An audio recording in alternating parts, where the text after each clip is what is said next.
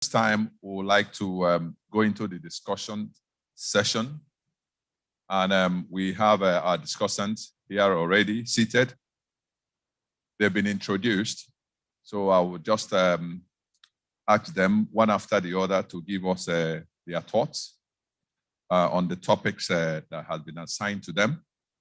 So I would like to start with Dame Aleruchi Kukigan. Thank you very much. Good afternoon. I'll just say Happy Democracy Day and distinguished ladies and gentlemen. It's a pleasure and indeed an honor to be here. And it's been a learning process because we have all learned so much from our keynote speakers. Let me particularly acknowledge my keynote speaker. I'm supposed to be commenting on his paper, Right Reverend Professor Dapo Asaju. This morning, I had the privilege of reading your paper, and I went up to you and I said, Prof. Sir, you have covered the field. I want to thank you for an inspirational paper. Before I got your paper, my thoughts were, what message do I want to drive? And I felt that key amongst all of it should be to ask the Christian community and the church to speak out. I want to say that you spoke out loud and clear, and we should see more of that, because the trials and tribulations of the Christians are mind-disturbing at this time. So I want to thank you especially. I have also noted the 20 points of what we want. But I want to place some caution. I want to say first and foremost that I am a Christian, and I have also had the opportunity of being a politician. And I want to observe that in the last 22 years of the Fourth Republic, we have had countless Christians participate in politics. And part of the ills that trail us today is because of some of the acts of us that are Christians in politics. So it's very important that we drive home the point that, yes, I had as part of my contributions that Christians must arise and participate fully and effectively in politics. But having said that, we must show our true color as Christians. We must show ourselves as the light and the salt of the earth. We must not pay lip service to the fact that we're Christians. Otherwise, we would go nowhere. Our nation is at this moment in a very sorry state. And we really need to be solemn and ask ourselves a few questions. This is not a time for us to play politics. It's not a time for the major political players to take anything as politics, particularly the insecurity. I'm alarmed. I haven't had the opportunity of getting security reports to know the extent to which we are all at risk. And I want to say that let us solemnly ask ourselves, what are our roles as individuals? I know that your paper delves considerably on the public sector and the actors in the public sector and the politicians. But let me go to my brother George and say that the private sector has greatly impacted our nation. A lot of us in this room may not be in the public sector, we're in the private sector. So we want to ask ourselves, what is our role? What have we played? What role have we played in ensuring that we have a nation that we can all be proud of? It is important that we ask ourselves those key questions, because that is really the reason, the way we can get the kind of patriotism, the kind of enthusiasm, the kind of pride that we're looking for as a nation. We cannot hide under the cover of saying that we blame the president, we blame the governors, we blame the legislators. Let us also blame ourselves. Because each and every one of us, in our various small cells and fields of endeavor, even as a cleaner in this place, you are adding value. You are adding value to society. So my call is that it's a wake-up call for all of us. Whether you're in politics, please join politics. I strongly believe that everybody should be concerned, because we can all see now that if you look back, we are all suffering the effect of not paying attention to what our leaders are doing. We need to ask for transparency. We need to ask for accountability. No leader is doing us a favor. I also want to say that there is no leader that is greater than Nigeria or our democracy. So no matter how embittered we are with any leader, I agree that it should be 5 years and then they go, everybody. But within those 5 years, we cannot truncate democracy because we do not like some particular people. So we must make sure that at the end of the day, our nation remains one.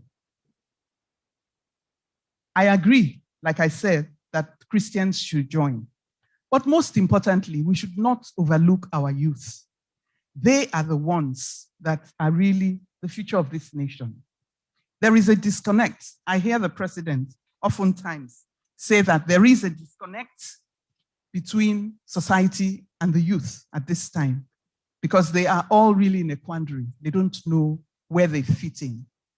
So my appeal is that quite apart from Christians coming out, we also need our youth to participate fully and effectively.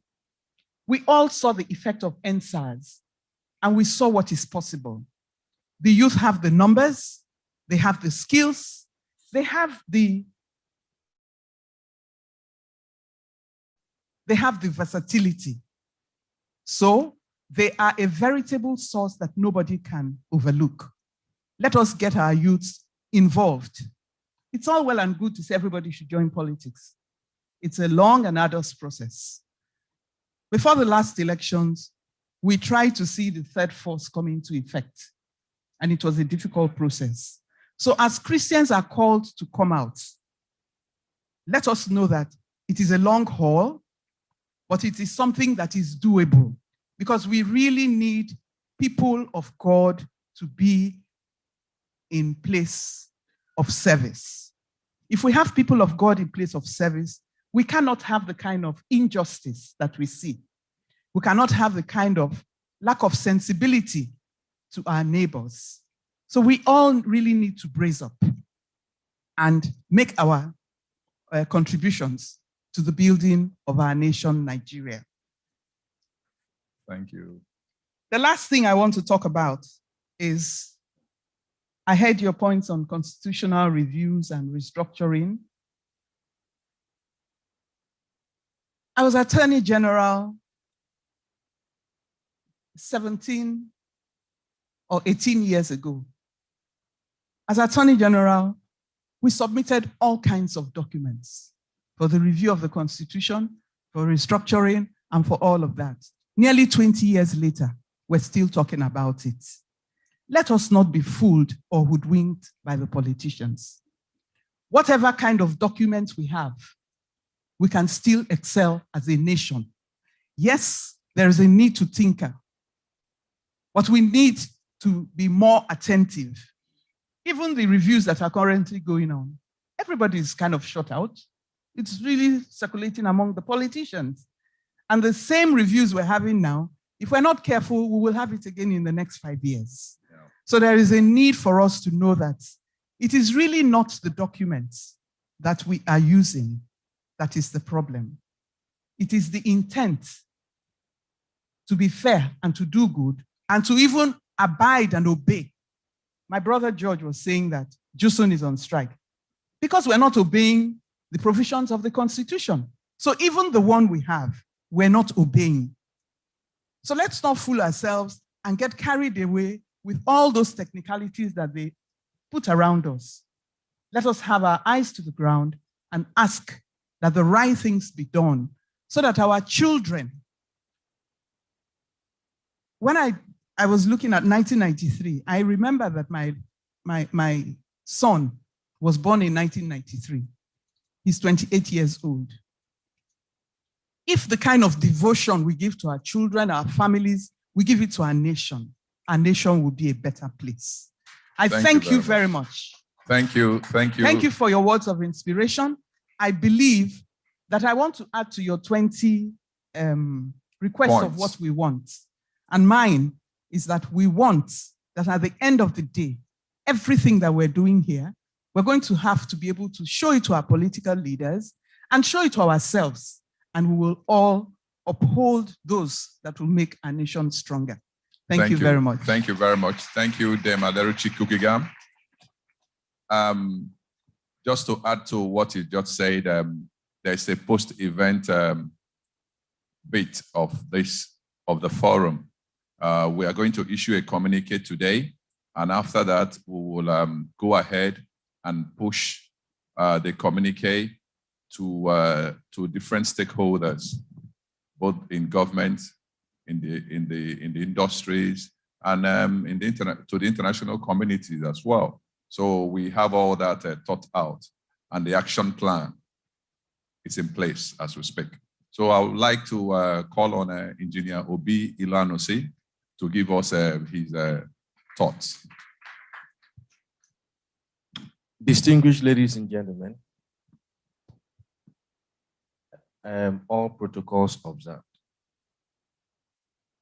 I'll start by thanking Barrister Itomi for the brilliant presentation, which we all listened to.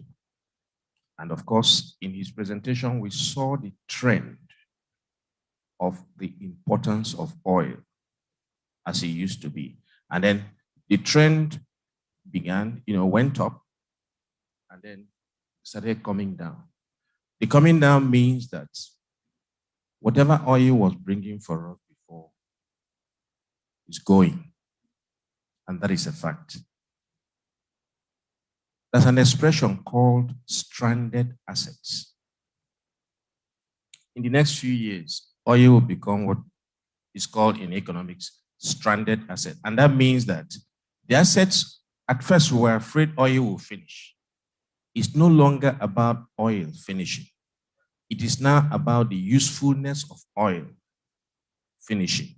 And if an asset is still there and is no longer useful, it is stranded. Who talks about coal now in Nigeria? Do you know that the city called Enugu was built because of coal?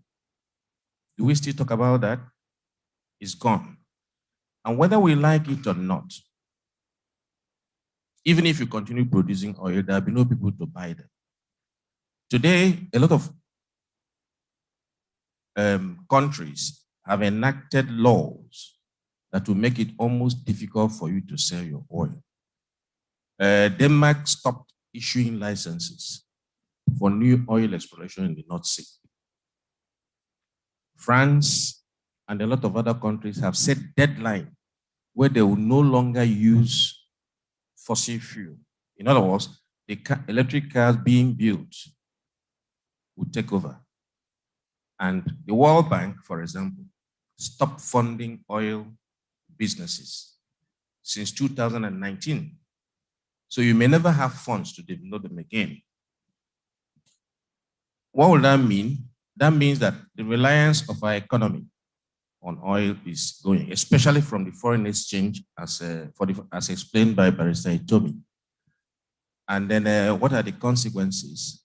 It's showing already a lot of unemployed youth. So many of them everywhere. And that's manifesting in criminality, which we are all noticing. If you are busy, they will not steal. A lot of them will not steal. So if we don't do anything at all, we're going to run into a lot of more problems. Let me take you, although I know that Governor Mackinday talked about our not going back to nostalgia, but I think I'll go back a little just to situate things for us. Cocoa House in Ibadan was not built with oil money. The granite pyramids we used to know about in North were not built with oil money. And coming to the East, as he explained, where we have palm oil, do you know that Nigeria produced 43% of the world palm oil in the early 60s? Malaysia began commercial palm oil production in 1917. Less than 50 years after, they overtook Nigeria. Palm oil is native to West Africa. This is where God put it. Every other place you see palm oil in the world, they came to take it here. Of course, the story of Malaysia, we all know. And as far back as today, the rank of Nigeria in palm oil production is at number 28. Our neighbors over there, Benin Republic, you know their rank? They're ranked 10th in palm oil production. And not only the rank, they just make up the whole land area of Benin, just about 12% of Nigeria's size. And their population is less than 7% of Nigeria. And they are ranked number 10. You see, I'll give you another example. Thailand, what do we know Thailand for? I think it's rice. A lot of rice comes from Thailand, and we love it.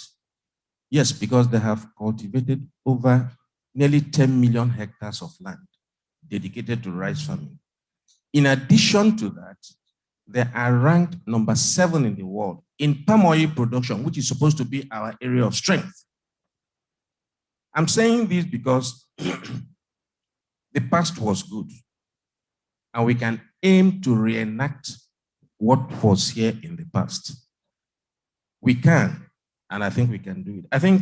Let me just suggest a few things. To move forward, we have a lot of youth that are not employed. Some of them are graduates of aeronautics engineering, nuclear physics, and all sorts of things we may never use here in the near future. And then what I think is this: there should be conscious effort by governments to mobilize this youth. Anybody who is a graduate can be taught commercial farming in a matter of 3 months. They can be gotten together, trained on commercial farming. Within 3 months, they'll become practical. And I think these things are very, very possible. Agriculture is the future, whether we like it or not. Whether you know about it or you don't know, the fact remains that if we mobilize our youth and give dignity to agriculture and make it something people should be proud of, and make sure they get something out of it by going into it, I think we'll go ahead. So that's my take on it. All I can say is that we have, I think, 923,000 square kilometers of arable land in Nigeria. And every part of the land in Nigeria grows grass. And anywhere grass can grow, food can grow. We need to mobilize all of us back into action.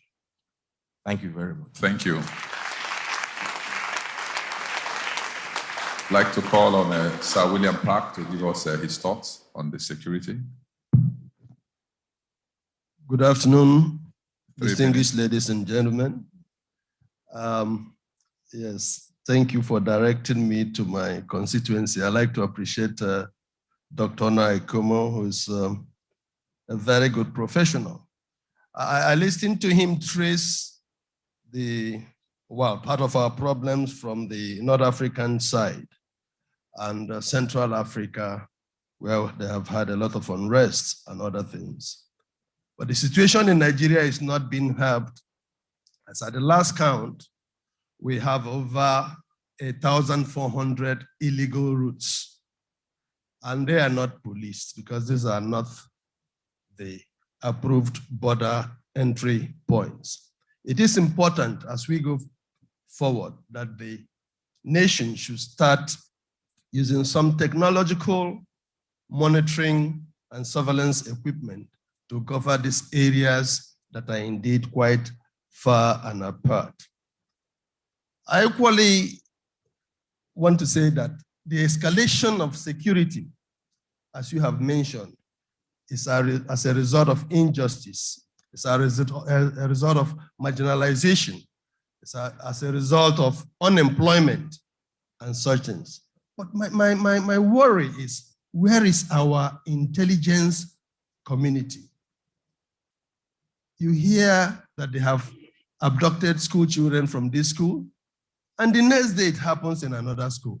There has been an attack here, and the next day it happens.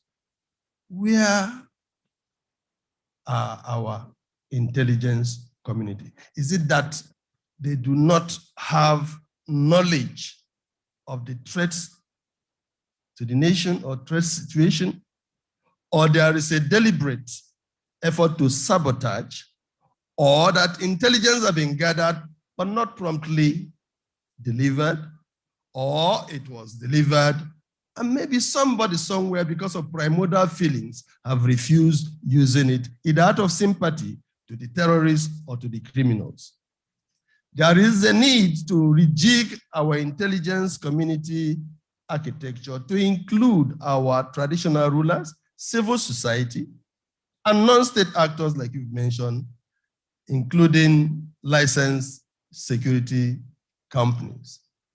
If they do this, they are likely to get more information that will indeed mitigate a lot of the threats we are having. But in doing so, my appeal is that the informants should indeed be protected, but because most people that have given security information have met fatalities because they have been betrayed by government security forces or agencies.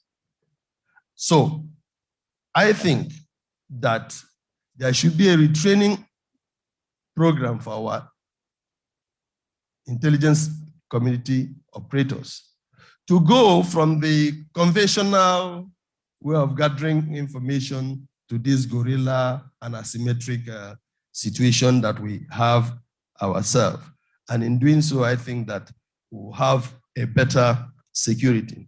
But having said so, the other issue I see is the political space. What we have now in our country is, after every election, the winner takes it all.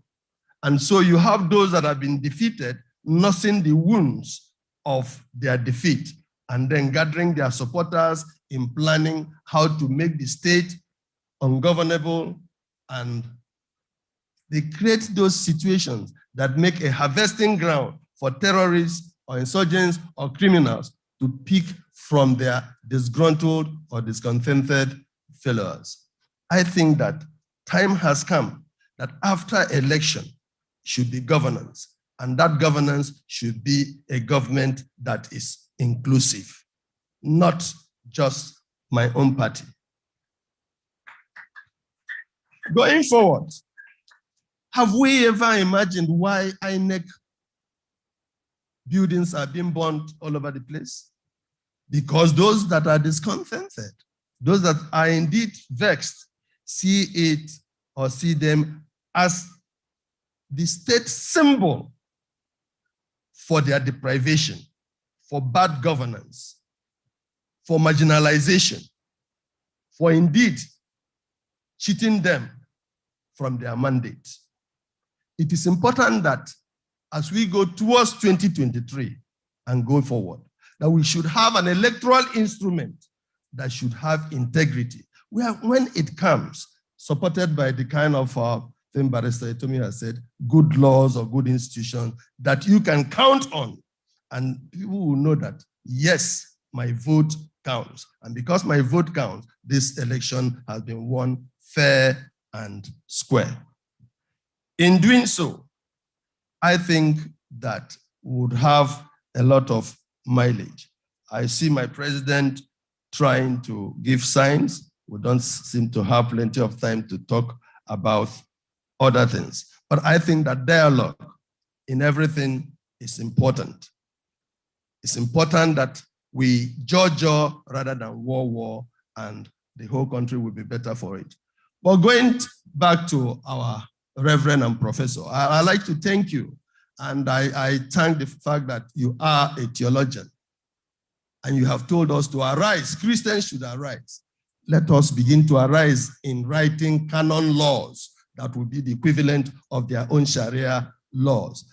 If the country has to accommodate a particular religion, then the Christians should start ahead of time preparing for it. Not when they say it's time, and then you say you are setting a committee to write such laws. The time is now. Thank you. Thank you. Thank you. Finally, I'd like to appeal to the government to have the political will, the commitment to indeed know that the country is in danger because of the insecurity. Without security, there will not be any investment, whether you are leaving oil or you are going to agriculture. Thank you very much. Thank you.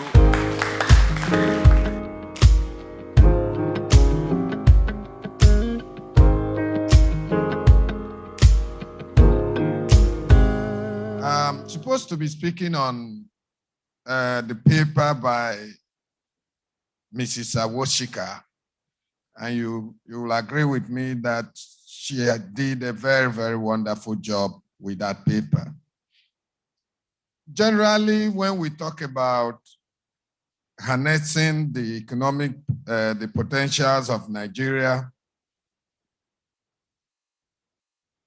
emphasis had always been on the enormous natural resources that we have in the country, especially oil and other products. But I'm very happy that at this time, we are thinking differently.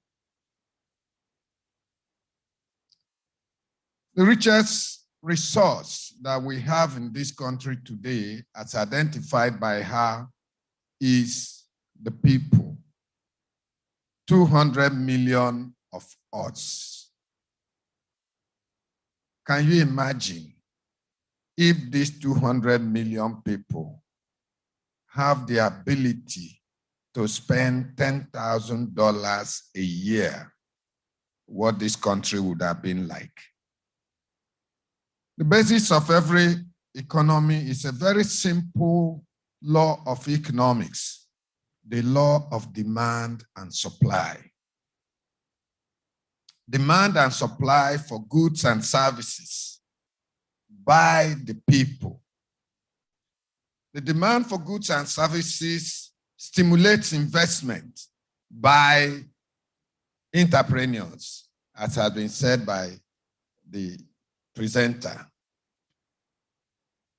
Entrepreneurs bring in investment, investment creates jobs, jobs pay money, money buys goods and services, which goes back again to create more demand and supply, and you have the entire value chain that money travels through.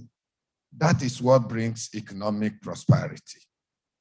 What happens when there is a dislocation, when that investment cannot come in? I'll give you a very simple example. Palm oil. 200 million Nigerians, at least 150 million of us use palm oil and its products every day. Nigeria, the figures vary. Nigeria is said to be producing between 900 and 1 million tons of palm oil, but we require between 1.4 and 1.5 million barrels, million tons a year. There is a dislocation. Demand outstrips supply. There is a gap in investment that has not been filled. Once you have this gap in investment that has not been filled, what happens? You import from those who have made the investment. As of today, Nigeria spends $500 million to import palm oil and its derivative every year. The equivalent of that is production from about 100,000 hectares of oil palm plantation we should have been employing about 500,000 Nigerians. In other words, we are putting 500,000 Nigerians out of work and paying Malaysians and Indonesians $500 million a year. That is what happens when you don't take into account the assets you have, the people. The presenter, Mrs. Awoshika, also identified land. It's like some people will say, water, water, water, and no water to drink. We have abundant supply of land, available land, arable land, highly diversified by geography, with the result that we can practically grow anything all year round, yet we import food. Why is that so? Again, we haven't had entrepreneurs with the ability to invest, to cultivate the land in a way that it brings maximum returns. You cannot live on subsistence farming anymore. Your population have outgrown that. What is required is investment in technology, such that the same piece of land can give you 10 times more in terms of output with what you are getting now. Unfortunately, again, we have failed to harness this potential. Potential is nothing if you don't work the work.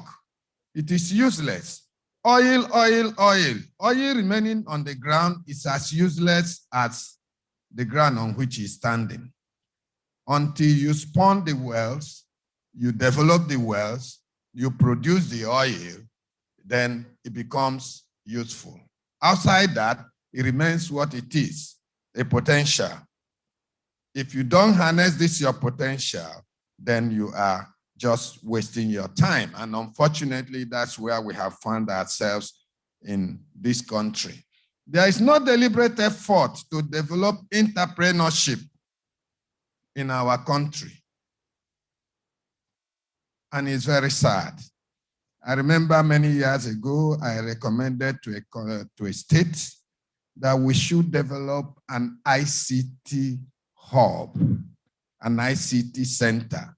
What is required is just the social infrastructure and the internet facility, so that every young man or woman can come in there in the day, plug in their PCs, their laptops, and do what they can do. How many people could we have produced today from that? Only God knows. Unfortunately, we have failed to realize that there are emerging industries. Look at our country today. Young boys will be carrying computers. The police will harass them. It's an irony of life. In other parts of the world, those boys and girls are celebrated. We must realize that for us to harness the potentials, we must begin to think differently. There are traditional industries that are there, what Mrs. Awoshika calls the hardware industries. We must recognize their importance, but we must also recognize that the times are changing. And she gave a practical example with the entertainment industry. Think about it. If today state governments can build entertainment hubs where the instruments that these young boys and girls need to produce music, to develop their talent, are readily available to them. This industry has grown with little or no support from government or even the finance sector. It has been self-driven. You can imagine what they could have done if we had had some little help. All that we are saying here is that we must begin to plan long-term. Times are changing. In those days, when we do maths, physics, that was the order of the day. You must read medicine, you must read engineering, but times are changing. We must make deliberate effort to realize that there are emerging industries and that these industries are the industries of the future. We must train our people. We must know that whatever infrastructure we are putting in place, such infrastructure must be people-oriented and people-driven. My professor in economics many years used to say that something is first-order condition. It's necessary but not sufficient. Social and economic infrastructure are first-order condition for economic development. They are necessary, but they are not sufficient. We must put our thinking hats and begin to do things differently. And I'm sure by the grace of God, we'll come to the Nigeria of our dream. Thank you very much, and God bless. Thank you very much. Please, can we put our hands together for him? That was Isaac Okemini. I didn't just remember. I knew it before. Let me quickly call on Elder Henry Onua.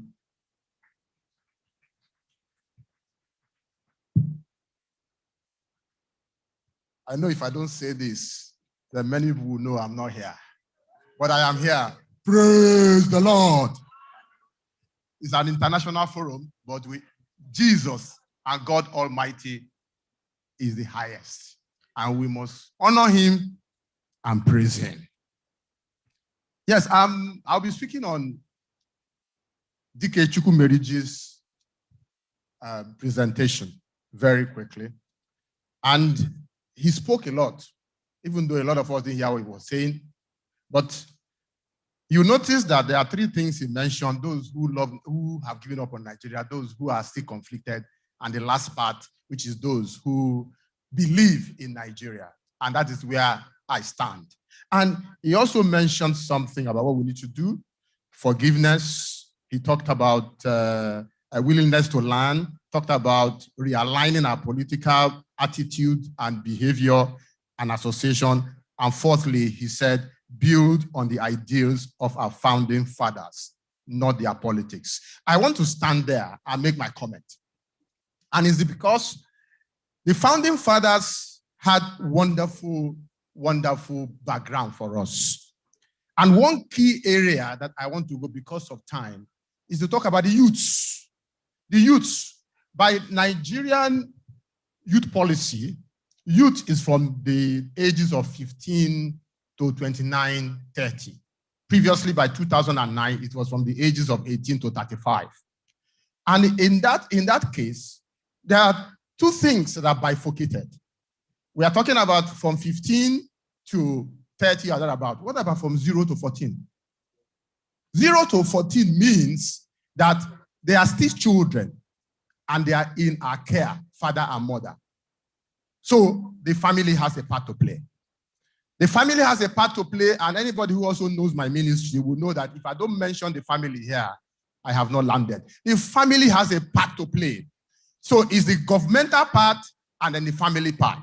The family today is broken down, and we are having so many challenges as family members. So for us to now bring up our children from 0 to 14, we have to play our part as fathers and mothers and as parents. Now, from 15 up, then the government policy comes in. And there's this thing they call the youth policy. The youth policy. The youth policy came up in the reverse version was written in 2019, approved in 2019. It's a beautiful policy. It's about 111 pages. But the truth of the matter now is that the youths have a serious problem, and we need to harness it. There are a few things I need to mention. There are certain things that was said by some of our past presidents. One of them said that without the youths, in fact, the youths are the future of the country, but he did nothing. He practically did nothing. So what can we do to take these children, these youths out of the market? There are certain things that a lot of the speakers have mentioned. I will just take the ones that probably they left out or they forgot. One of them is investment in sports and sports infrastructure. A lot of us don't know what we call sports business. There's a sports business different from sports. And that in that sports business, it is the youths that are there. There are thousands and hundreds of them.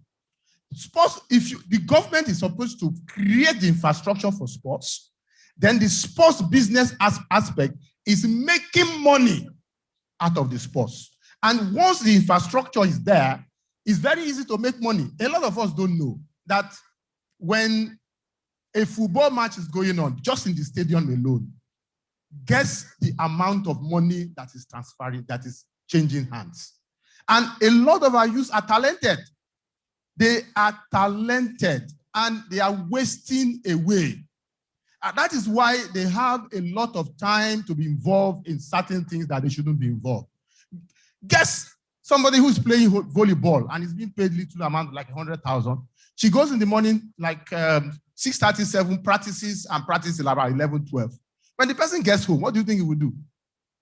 What do you think the person will do? He will rest. So if you have all of them like that, there are so many of them, we will pack them, so many, out of the unemployment market, and they will have something visible to be doing. Something has been mentioned about agriculture. Yes, I just want to make a comment there. Agriculture, the way it has been designed, the way it has been packaged is not attractive to the youths. Look at it this way. You have a very big expanse of land. You make it available for the youths to do all the agricultural products. Then you provide a football field. You also make it possible for them to have access to internet and make it possible for them in the evening to watch Premiership. To watch Premiership, the youth, they will go there. They will practice the agriculture and results will come out.